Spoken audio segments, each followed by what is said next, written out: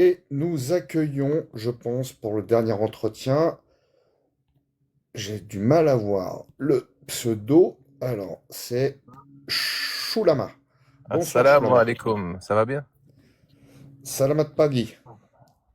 Ça va? Euh, Ça va très bien. Je ne sais pas si Galactique, pour le coup, a pu se détacher pour faire l'entretien. S'il peut, ça sera sûrement avec Galactique. Sinon, ça sera avec moi. Si Parfait, parfait. Galactique, si Galactique peut se démute. Bon, je pense qu'il peut pas. Donc, ça sera avec moi. Est-ce que tu connais le principe des lives épistémiques et son fonctionnement? De ce que j'ai compris, c'est une conversation, vous me posez des questions et j'essaye d'aller au fond de mes idées. Voilà, ensemble, on va essayer. Si je suis pas trop mauvais, on va pouvoir avancer. Et puis, si je suis mauvais, tu n'hésites pas à me le dire. Pareil, si la conversation te saoule ou te dérange, tu n'hésites pas à le dire. On peut arrêter à tout moment, il n'y a aucun problème C'est là-dessus. parfait. Et si, et si tout se passe bien, nous partons pour 15 minutes de discussion. Déjà, comment vas-tu en ce dimanche? Ça va très bien, ça va très bien. Je m'ennuyais un peu, mais en tombant sur ton live, j'ai eu la joie de pouvoir participer à ce sujet que j'aime bien. Ah bah, la joie, merci beaucoup. Puis, j'apprécie ton petit accent parce que il y en a un dans le chat qui a à peu près le même accent, mais je l'aime pas du tout. Là, c'est Toyoda, maître Jedi. Là, lui, j'ai du mal, mais toi, ça a l'air beaucoup plus sympathique. Voilà, c'était la Parfait. petite crotte de nez pour le copain qui est en bas. Du coup, toi, ta position sur cette question, pourquoi le véganisme énerve-t-il autant? Qu'est-ce que tu en penses? Je pense que s'il énerve autant, c'est que il est passé d'un simple régime alimentaire ou diététique qui est propre à un individu à un mouvement politique. Et il énerve autant parce qu'il essaye de sensibiliser ou de changer le comportement alimentaire des autres individus. Et du moment où, par exemple, certains groupuscules extrêmes de véganes vont scandaliser, vandaliser des boucheries ou commencent à faire des manifestations dans la rue ou montrent des vidéos d'abattoirs, eh bien, ça peut être Mhm. problématique. Ah. Ok, donc pour toi, euh, la principale cause de l'agacement des gens vis-à-vis du véganisme, c'est que il y a, au-delà de l'idéologie, un mouvement politique. Alors tu n'as pas employé le terme radical, mais tu as employé un terme de militantisme assez fort, et qui, ces gens-là, utilisent des moyens qui visent à changer le comportement alimentaire des autres humains par des moyens qui te semblent inadaptés. Est-ce que c'est bien ça? Oui, et j'ajouterais même que c'est que pour le mot radical, j'aime bien le terme radical, c'est que au lieu de trouver des solutions, parce que un de leurs premiers arguments, c'est l'exploitation de la viande, elle est faite de façon non éthique et que il y a de la maltraitance animale. Et au lieu de proposer des façons d'exploitation agricole éthiques ou qui ne font pas du mal à l'animal, ils vont à la solution extrême de il faut plus manger de viande. Et ils nous demandent de faire la Mhm. même chose. Ça serait quoi pour toi une exploitation éthique? Ben, tout d'abord, la chasse. Donc, quelqu'un qui va par lui-même chasser sa propre viande, pour moi, c'est très éthique. Ensuite, Mhm. un environnement où l'animal a ses besoins de base qui peuvent être exprimés. C'est-à-dire que quand tu regardes aux États-Unis la production de volailles, il y a deux types de production. Ben, pas deux, là, il y en a des plusieurs, mais je vais prendre les deux extrêmes. Il y en a un, c'est dans un petit pâturage. La volaille a son acre, elle peut courir dans le gazon, elle va manger des vers, elle va manger du maïs, elle va manger ce que la terre peut lui offrir. Et à l'autre exploitation où le poussin, dès qu'il naît, on lui fout une seringue d'OGM dans les fesses, on le met dans un gros Mhm. hangar où il peut pas se déplacer au noir. Et 21 jours plus tard, puisque les hormones ont bien agi, il devient un gros poulet et on le passe directement à l'abattoir. Dans ces deux modes-là, il y a Mhm. une éthique très différente. Mhm. C'est marrant parce que quand je discutais avec les copains véganes sur ce sujet, euh, tout de suite ils me disaient, mais qu'est-ce que c'est qu'une production éthique d'un être vivant et conscient? Ben, la production éthique d'un être vivant et conscient, déjà conscient, oui, mais à un niveau très limité. La conscience d'une poule versus la conscience d'un humain n'est pas le même niveau de conscience. Et comme je t'ai dit, Mhm. l'exploitation éthique, c'est vraiment de permettre à l'animal d'exprimer ses besoins de base et c'est aussi une exploitation qui vient pas compromettre la qualité de la viande. Pourquoi je préfère manger un poulet nourri au grain qui a pu se courir dans le pâturage? C'est que sa viande, elle est moins pourrite et elle est moins toxique que celle qui a été foutue par l'OGM en 21 jours. Donc, j'irai aussi Mhm. avec la qualité de la viande, la santé de la viande. Mhm. Mhm. Mhm. Mhm. Mhm. Euh, C'est intéressant ce que tu me dis. Ça m'amène une réflexion sur, pour toi, à partir de quel niveau de conscience un animal ne peut plus être consommable? Wow, c'est une très grande question. Tout dépend du contexte, mais en général, on va parler vraiment du général. Tant qu'il n'y a pas la conscience humaine ou qui n'a pas l'intelligence d'un enfant de 7 ans, comme un chimpanzé ou un corbeau, alors on peut se permettre de le manger. Hmm, ok. Et si demain on avançait et on se rendait compte, par exemple, qu'un mouton ou une vache a un niveau de conscience d'un enfant de 7 ans et demi, est-ce que tu Mhm. considérerais qu'il faudrait arrêter d'en consommer? Euh, c'est une bonne question, très bonne question. Alors, je voudrais reformuler ma position. Je dirais pas 7 ans. Je dirais pas 7 ans. Je dirais plutôt la viande qu'on peut consommer, c'est la viande qui est saine pour l'être humain. Donc, une viande qui n'a pas un niveau de mercure trop haut ou quelque chose comme ça. Donc, Hmm, le mouton ou la vache, même si demain on apprend qu'ils ont une conscience de 7 ans et demi, mais que tu as besoin de te nourrir, j'ai aucun problème que ça soit cette viande que tu priorises. ok. Ok, donc du coup, c'est plus pour toi le niveau de qualité de la viande qui fait que c'est ce qu'il y a de plus Exact. important. Ok. Exact. Et de la Euh, qualité de la viande et l'exploitation. Parce que aujourd'hui, je trouve, et là, je vais peut-être devancer les questions, mais aujourd'hui, je trouve que c'est n'importe qui peut manger de la viande, alors que la viande ne mhm, doit pas être donnée à n'importe qui. Il faut avoir une capacité d'aller la chasser. Il faut avoir une capacité de mettre fin à la vie de cet animal, de voir le sang, d'ouvrir son ventre, d'enlever les entrailles, mhm, d'enlever la peau. Toute cette procédure-là, ben, c'est un sacrifice que l'être humain fait pour avoir accès à cette nourriture. Mais ouais, aujourd'hui, c'est sûr qu'elle est trop facilement accessible. mhm. Tu vois, là, tout à l'heure, il était parmi nous sur le panel. Il y a un copain vegan qui, euh, qui fait la ferme Bernier et qui fait de la production bio vraiment, vraiment de qualité de viande de chien. Et est-ce que cette viande-là, tu la consommerais? À titre personnel, j'ai jamais goûté du chien. C'est sûr que si on me proposait de goûter, je sais pas si je dirais oui ou non. J'ai déjà mangé du phoque, mais peut-être que je goûterais, mais c'est pas une viande que je consommerais parce que socialement, c'est le meilleur ami de l'homme, que c'est un omnivore, en fait, il va manger de tout, et que sa viande est Mhm, moins qualitative que celle d'un herbivore comme un mouton. Donc, c'est pas une viande mhm, que je mettrais de l'avant, mais c'est pas une viande que je condamnerais s'il y a une production super éthique et que c'est légal dans le pays où tu es. Comme dans certaines parties d'Asie, ils mangent du pénis de tigre ou ils mangent du chat et du chien, même de la tortue. mhm. Si, j'ai pas de problème parce qu'il y a un après culturel différent à la nourriture. Mais moi, en Occident, je pourrais pas manger du chien. Ok, ok. Donc il y a quand même un Même avant de finir, facteur. désolé, Oui. juste avant de passer à un autre truc, même lorsqu'il y avait les empires coloniaux, au Ghana, par exemple, les colonisés n'avaient pas accès au bœuf, n'avaient pas accès aux moutons, à l'agneau, à ces viandes dites de qualité. Donc, Mhm, quand ils voulaient fêter, ils prenaient de la viande de chien. Et dans leur situation, moi, je suis totalement d'accord. La viande, même si tu es pauvre, eh bien, tu t'adaptes aux viandes qui sont à côté de toi. Donc, ils ont pris du chien et j'ai pas de problème avec ça. ok. Ok. Donc bon, toi, même si tu as voilà, tu as tes convictions par rapport au chien, l'élément principal sur la capacité que nous avons aujourd'hui à continuer de consommer de la viande, c'est vraiment la qualité propre à la viande, c'est ça? J'ai pas trop compris cette question, si tu peux la reformuler. Je- Tout à l'heure, je cherchais à comprendre si pour toi, il n'y avait que la notion de qualité de viande qui permettait qu'on continue à en consommer. Je t'ai questionné sur le principe éthique, sur justement les animaux de compagnie. Si j'ai bien compris pour toi, même si toi, tu ne consommerais pas du chien parce que tu as un rapport au chien qui est particulier, tu serais en capacité, et tu comprends totalement qu'on puisse consommer des animaux domestiques à partir du moment où la viande est de qualité.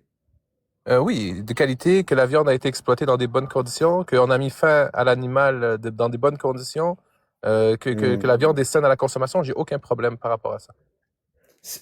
C'est quoi pour toi, parce que c'est une question que je me pose à moi-même, hein, qu'est-ce que c'est qu'une bonne fin pour un animal qui a été exploité dans de bonnes conditions pour servir de nourriture aux humains? Oui, donc ça me fait rire parce qu'il y a beaucoup de monde qui se font les défenseurs de comment que l'animal est abattu, mais à la fin de la journée, je considère qu'il finit dans mon assiette. Donc pour moi, la bonne fin, c'est une fin qui va pas venir rendre la viande trop dure, Et pour éviter que la viande soit trop dure, il faut pas que l'animal stresse lorsqu'on met fin à sa vie. Et donc, si on est capable de trouver des moyens de mettre fin à sa vie sans qu'il s'en rende compte, sans de stress trop important, sans déprivation de nourriture, encore une fois, c'est la qualité de la viande. Mettre fin à un Mhm. animal de façon à le stresser le moins possible va te donner une meilleure qualité de viande. Et ça existe, ça, des gens qui mettent fin aux animaux sans stresser la bête? Ça, bon, c'est sûr que c'est sûr qu'avant de mettre fin à une vie d'une bête, c'est sûr qu'il va y avoir un niveau de stress. Mais il y a différentes façons de mettre fin à une vie. Par exemple, je sais qu'il y a certains abattoirs qui vont les électrocuter pour leur faire perdre connaissance et ensuite ils vont mettre fin à leur vie. Il y en a d'autres qui vont procéder par le saignement. Il y en a d'autres qui vont vraiment directement juste aller casser le cou. Je sais que pour certains poissons, un bon coup à la nuque sec et rapide. Pour les pieuvres, je veux dire, pour les pieuvres et les octopus, un bon coup au bon endroit va mettre fin à la vie. Puis si on recule même dans le temps, on va dire les Premières Nations, ils envoyaient des flèches, ils couraient après les animaux. C'est sûr qu'il y avait beaucoup de stress, mais voilà, oui. En fait, pour pas trop me perdre dans cette question, je dirais que oui, ça existe, qu'on peut mettre fin à la vie d'un animal en minimisant le stress. Hmm. Quand moi j'ai discuté, enfin j'ai pas discuté, je, je connais des personnes qui ont évolué dans le milieu de la boucherie et quand ils me parlent des expériences qu'ils ont vécues, ils parlent de traumatisme pour l'animal et y compris pour l'humain. Est-ce que tu penses sincèrement qu'une bête qui a été traumatisée, même dans les meilleurs abattoirs du monde, va te produire une viande de qualité? Ben oui, le steak va quand même être aussi bon au barbecue, mais il va y avoir des différences en fonction Ouais. de comment on met fin à la vie. Donc, et comme je t'ai dit, c'est sûr qu'on met fin à une vie, c'est sûr qu'il y a un stress, mais il y a des niveaux de Hmm. ça. Tu aurais la capacité en double aveugle de goûter une viande qui a été stressée d'une viande qui n'a pas été stressée selon les critères que nous avons définis et arriver à sentir la différence? Non. Hmm. Ok, intéressant. Mais Euh, je serais capable de sentir la différence entre une viande qui a été nourrie, on va dire, comme un poulet qui mange des larves ou de la nature ou nourri au grain, et un poulet qui a été élevé dans un cycle américain, là, juste avec de la nourriture de merde et avec des OGM. Je pourrais goûter cette hmm, différence. Et je pourrais hmm. goûter la différence entre un animal d'élevage et un animal de chasse. Euh, En dehors d'un problème de qualité gustative et nutritionnelle de la viande, Et de est-ce santé que tu aussi. verrais, oui, bah juste, oui, bah j'allais le dire, bon bah, est-ce que tu verrais un facteur important qui te ferait arrêter la consommation de la viande ou dire en fait non, là il faut vraiment qu'on arrête. Est-ce qu'il y aurait un autre facteur en dehors de la qualité de la viande? Ben, encore une fois, c'est la santé, mais même au niveau de la santé, tout dépend du type de viande que tu manges. C'est sûr que si tu manges des saucisses tous les jours, ça va pas être bon. Si tu manges énormément de viande rouge, ça va pas être bon. Mais si tu changes, par Mhm, exemple, entre du poisson, de la viande de lièvre, de la viande de bœuf de qualité, je pense pas qu'au niveau santé, tu vas avoir des impacts, parce que l'humanité, on a mhm. quand même évolué sur des milliers d'années pour ce type de nourriture-là. Donc, Ça, oui. ça c'est intéressant. Si on échelle de 0 à 10, euh, la consommation de viande d'élevage, même dans les meilleures conditions, à quel point tu penses qu'elle n'a pas d'impact sur la santé des humains? 0, c'est que ça a zéro impact si c'est bien fait, que l'élevage est bien fait, ça a zéro impact sur la santé des humains. Et 10, ça a de l'impact sur la santé des humains.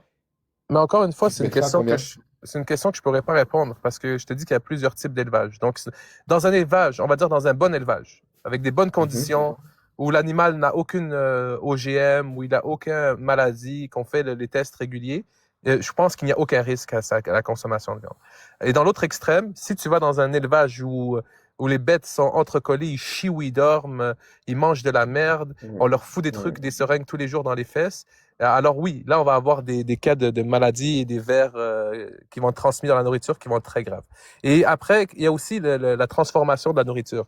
Parce que ce type de mhm, viande qu'on fait grandir dans de la merde, eh bien, on va injecter des trucs dans la viande pour essayer de tuer les parasites. On va mettre mille et une choses chimiques dans cette viande.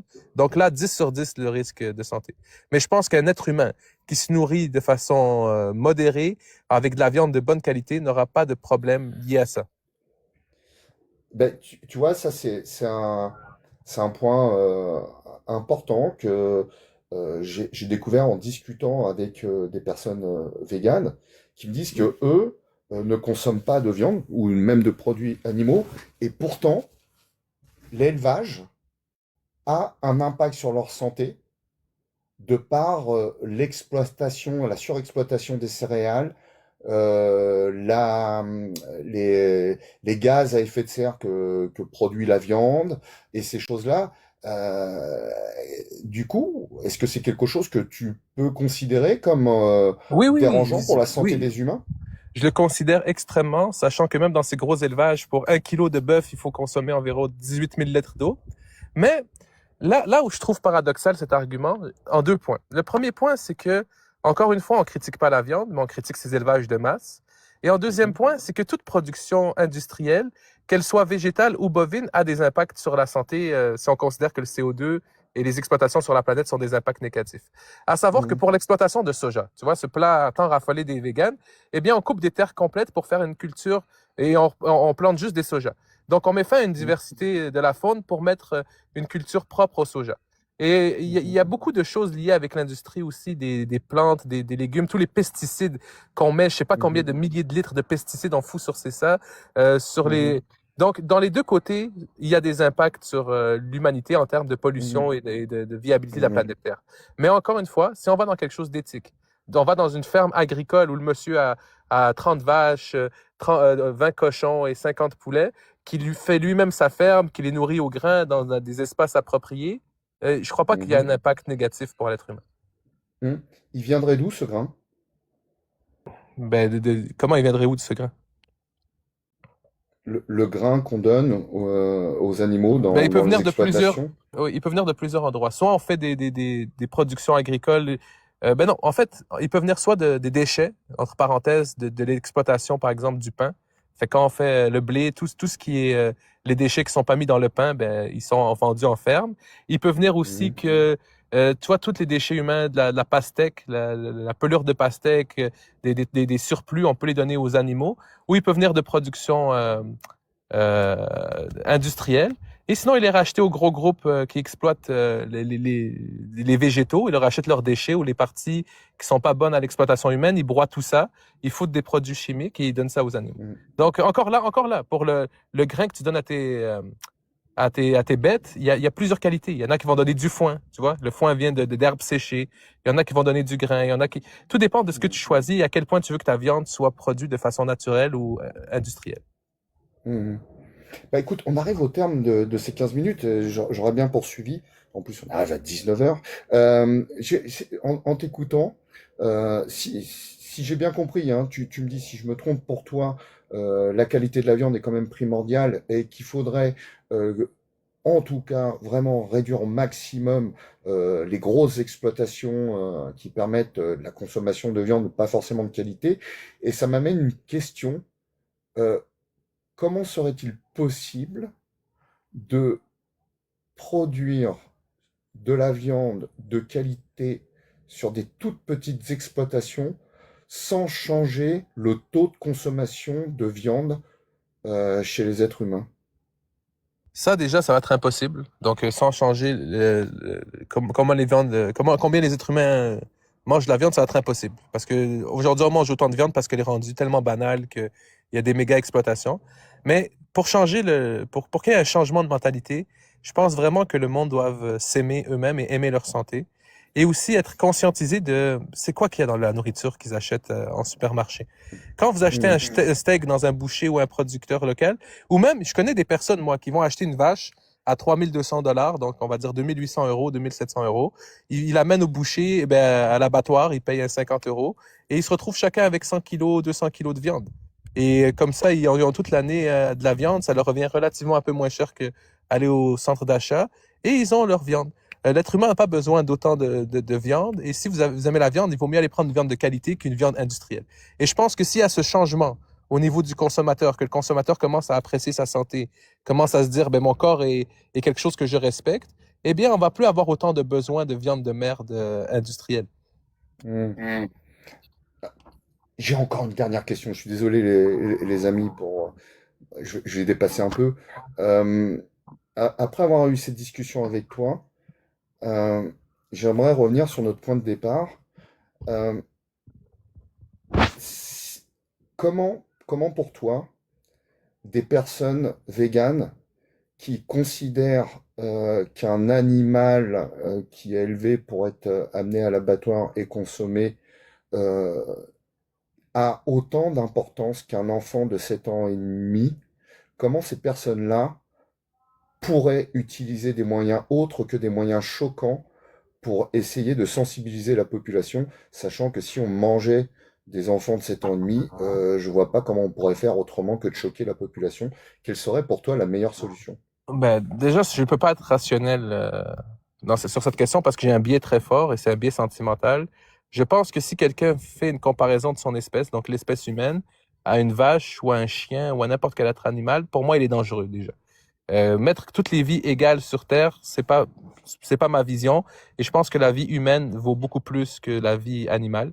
C'est-à-dire que si j'avais devant moi un train qui venait à toute vitesse et qui avait deux rails, un avec un être Mm. humain et un avec une vache, et que je pouvais choisir de dévier le train pour qu'il atteigne la vache au lieu de l'humain, je l'aurais fait.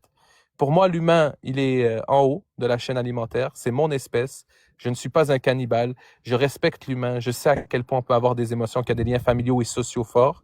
Donc, je ne pourrais jamais comparer l'humain à la chèvre, à la vache et au bœuf. Donc, ce vegan qui utilise cet argument, donc qui fait l'appel à la protection de l'enfant et qui veut nous faire une agitation morale, je peux être qu'en désaccord avec lui. Et je pense que si vous voulez interdire la viande et changer la consommation d'autrui, c'est une technique qui est perdante d'avance. Alors que si vous voulez sensibiliser les gens à avoir une meilleure alimentation, à choisir des produits qui sont beaucoup plus éthiques à aller chercher, vous allez gagner le combat à la longue. Mm. Bah, écoute, je te remercie. Juste un petit point, quand tu dis que c'est pas possible de comparer un humain à une vache, on voit que tu connais pas ma belle-mère. Voilà, ça c'est dit en passant. Je passe la parole à Galactique, savoir s'ils ont une question à emporter qui n'apporte pas forcément de réponse immédiate. Galactique et ensuite Mel. Bon, je pense que Galactique a encore des soucis, il peut pas prendre, donc je vais me tourner directement vers Mel. Eh ben, j'ai pas de questions à emporter. Eh ben écoute, très bien, bah, tu repars les mains vides, mais je vais quand même te poser euh, une question qui m'importe. Euh, Qu'est-ce que tu retirerais de cette discussion que nous avons eue pendant quasiment 20 minutes hein, maintenant? Et je retirais en fait que c'est un sujet déjà qui est beaucoup plus complexe que je pensais, parce qu'il y a beaucoup de facteurs. Tu m'as amené le facteur environnemental, le facteur de ce qui est considéré comme éthique, le facteur du lien entre la vie humaine et la vie animale. Donc, je retiendrai ça. Je retiendrai aussi que une partie des commentaires n'aura pas compris, parce que j'ai l'impression en les lisant que j'ai dit n'importe quoi. Et je retiendrai aussi que les véganes me feront toujours rire. Ceux qui sont extrêmes, hein. Donc voilà. Alors, du coup, est-ce que ce sont les véganes ou les extrémistes qui sont rigolos? Ah, les extrémistes. C'est un vegan. Il mange pas de viande. C'est son choix, c'est sa vie. Il va pas commencer à me casser les couilles. Je vais pas commencer à lui casser les couilles. Si je prends de la pizza, il me dit je peux pas manger. Il y a du fromage ou il y a des pepperoni. Ok. C'est comme quelqu'un qui mange halal. C'est comme quelqu'un qui mange kosher. C'est leur vie, c'est leur choix alimentaire. Mais dès qu'ils commencent à l'imposition et commencent à mettre des jugements sur l'alimentation des autres, on va se calmer un peu. Et là, ça me fait rire. Ok. Eh ben écoute, je te remercie. Je te laisse descendre tout seul ou il faut que je fasse appel à l'abattoir? Ah non, non, je vais descendre tout seul, je ne suis pas une vache. Bonne journée.